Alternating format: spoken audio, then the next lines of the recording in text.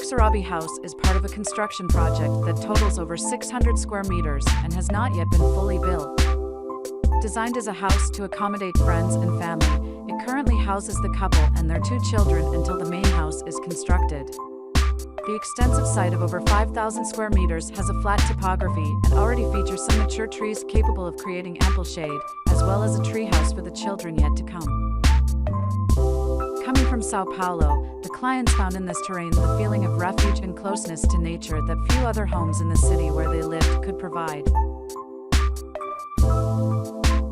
The project aimed to establish a connection between the architecture and the concept of a less urban house, where the placement of the house would precisely respect the location of the existing trees.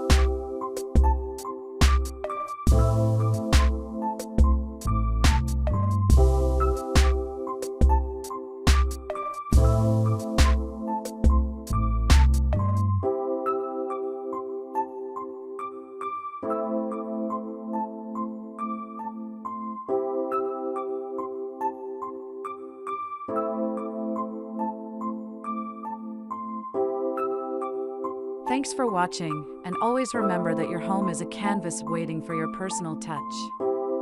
So go ahead and start creating your dream space today.